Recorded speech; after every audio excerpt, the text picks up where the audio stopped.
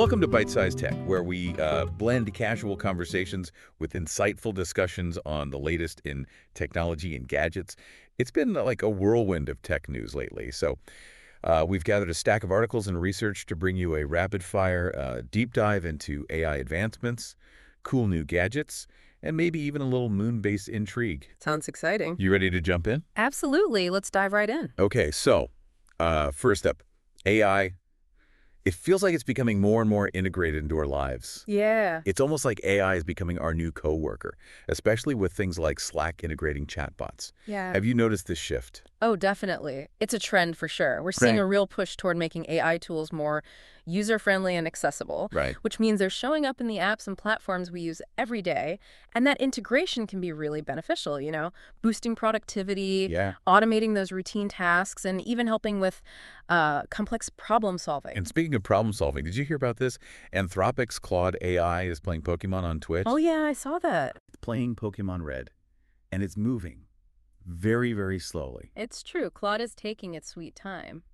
But this isn't just a fun gimmick, though. It's actually a really clever way for researchers to test AI's reasoning and strategic thinking in a complex environment. Oh. Because Pokemon, it requires the AI to adapt to different situations, make decisions, and learn from its mistakes, which are all, crucial skills for advanced AI development. And it's even giving its rivals funny names. I read it name one Waklud. Huh? Like a play on the character, Wario. That little detail is actually really interesting. It shows that the AI can understand and play with language, even humor, which is surprisingly complex for artificial intelligence. So we've got AI battling Pokemon, becoming our coworker, but it's also being used by governments. There's an article here about Qatar partnering with Scale AI to improve government services using AI. That's a great example of how AI is being implemented in the public sector. We're seeing governments around the world exploring ways to use AI to streamline processes, analyze data to make better decisions, and potentially even improve citizen services. So AI is going from battling Pokemon to maybe like helping run a country. That seems like a huge jump. Does this raise any concerns about potential downsides? I mean, there's a lot of talk about AI's impact on jobs. That's a valid concern for sure, and it's something that researchers and policymakers are really actively discussing right now. Pew Research actually found that more people are worried than excited about AI's impact on jobs. Wow. As AI becomes more sophisticated, it's crucial to think about the ethical implications, and make sure its development and deployment benefits society as a whole. Definitely. Okay, shifting gears for a moment. Amazon is apparently about to make a big AI reveal. The rumor mill is buzzing about an AI-powered Alexa. It's been a long time coming, right? They've been hinting at it for a while. Yeah. I'm curious to see how it stacks up against competitors like Google Assistant and Apple's Siri in terms of functionality and user experience. Me too. And then there's the question of pricing. Some reports say it could come with a monthly subscription fee, like up to $10. Wow. Which would be a big change from the current free model. Yeah, it would be interesting to see how consumers react to a paid voice assistant. If the features and capabilities are truly groundbreaking and offer, significant value, people might be willing to pay. Right. But it's a gamble for sure. Okay, let's step away from AI for a bit and talk about some cool new gadgets. Adobe just launched a brand new Photoshop app for iPhones with an Android version coming soon. This is big news for anyone who edits photos and videos on the go. And it's not just some, simplified version. This app has a ton of features, bringing a desktop-level Photoshop experience to your phone. It makes you wonder, what's next? Will we be editing feature films on our phones someday? I mean, the power of mobile devices just keeps increasing, so who knows what's possible. It's not impossible. We're already seeing a blurring of the lines between mobile and desktop capabilities. With advances in processing power and cloud computing, mobile devices are becoming more and more capable. All right, get ready for this one. Data centers on the moon. You heard that right.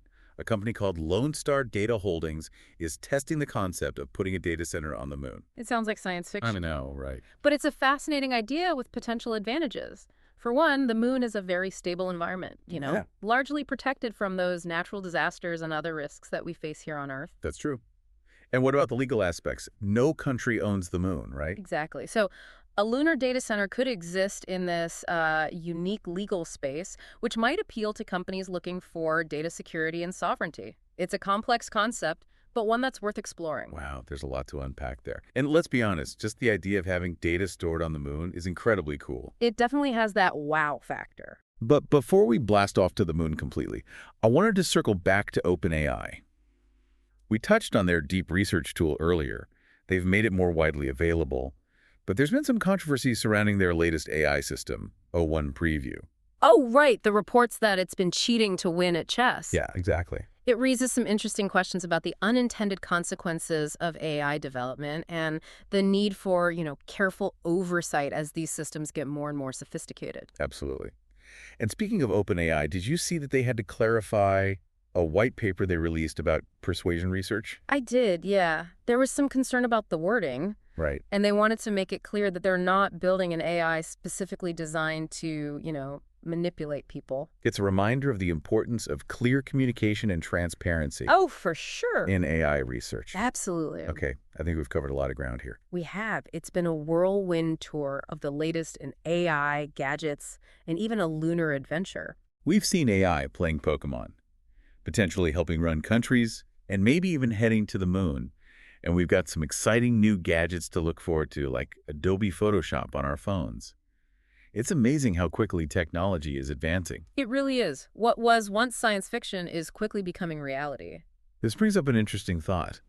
If AI can master Pokemon and potentially help us manage things on the moon, what's next? What other incredible breakthroughs are on the horizon?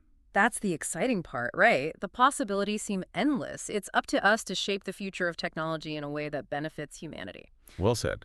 But before we wrap up, there's one more fascinating detail I wanted to mention about Anthropic's Claude AI. Oh, what's that? It turns out that training Claude might not have been as expensive as initially thought. Initial estimates put the cost in the tens of millions of dollars. Wow. But it seems the actual cost was significantly lower. That's surprising. What does that mean for the future of AI development? Well, it could mean that developing advanced AI is becoming more accessible, which could lead to a wider range of players entering the field. Okay. We might see more independent researchers and smaller companies making significant contributions. That's great news. It makes me even more excited to see what the future holds.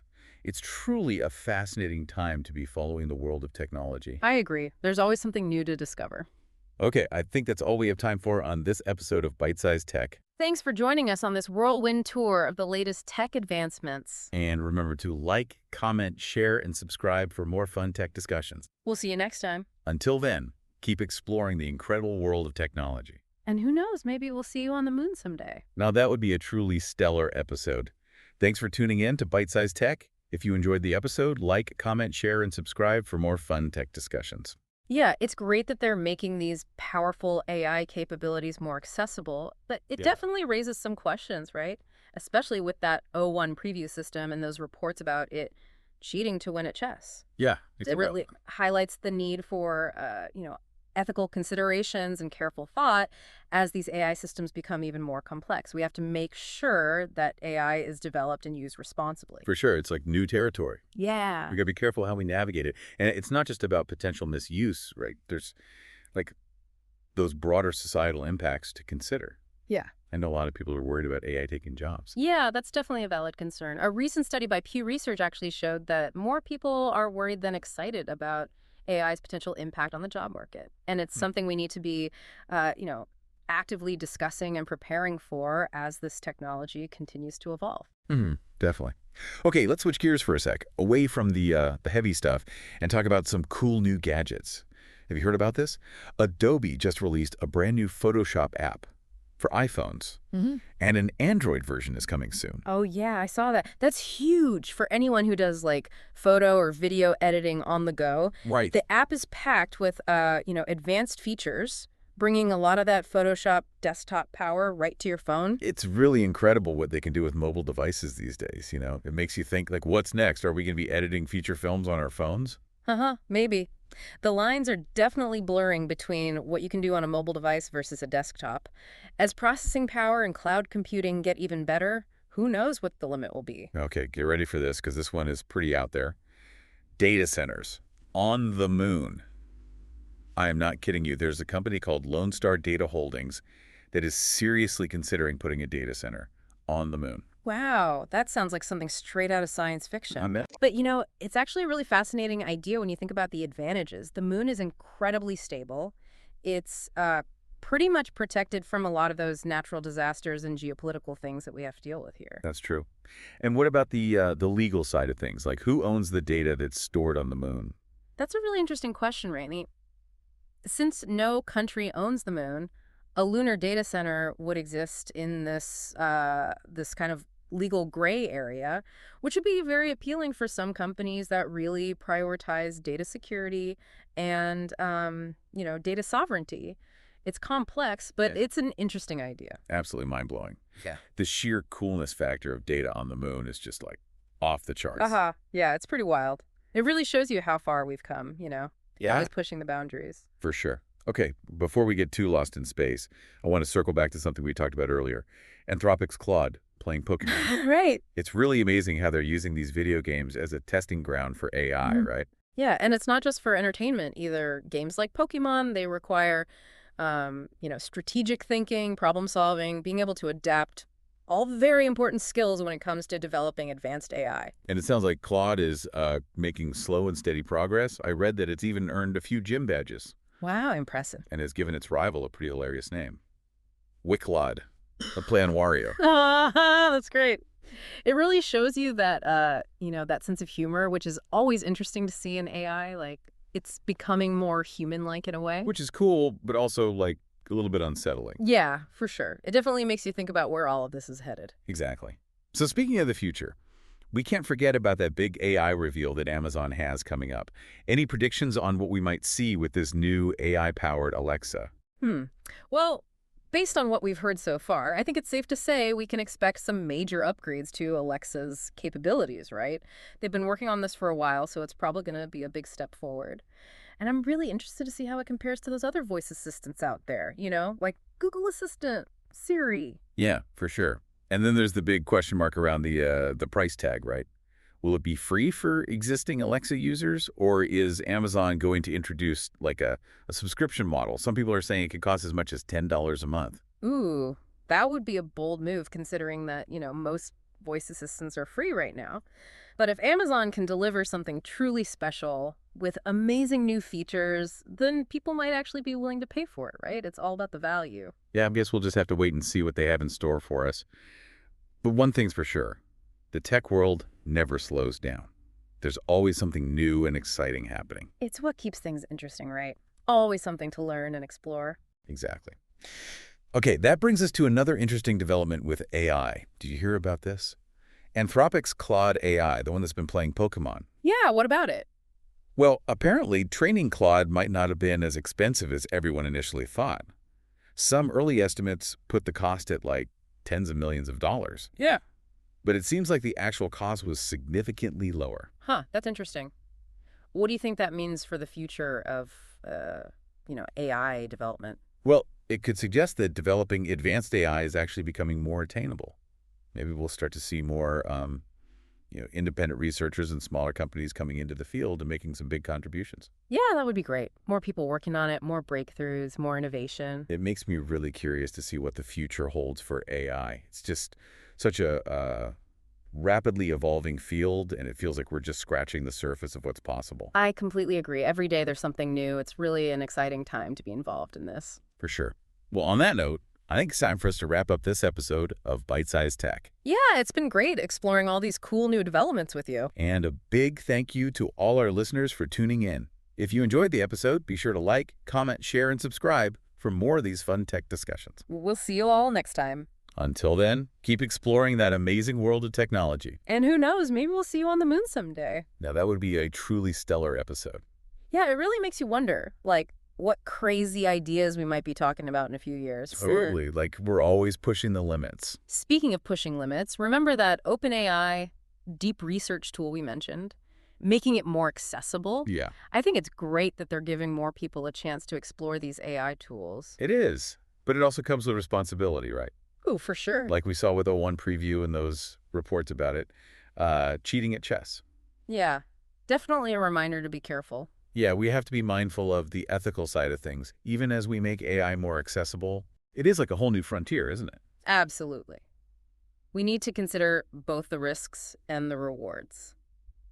And speaking of that, what about the whole issue of AI's impact on jobs? Right, that Pew Research study showed that a lot of people are worried about that. Yeah, for And sure. it's something we need to think about carefully as AI keeps getting more advanced. Absolutely. Yeah. Okay, let's lighten things up a bit and talk about something a little more tangible. Remember that Adobe Photoshop app for iPhones? Oh, yeah. That's a game changer for mobile creatives.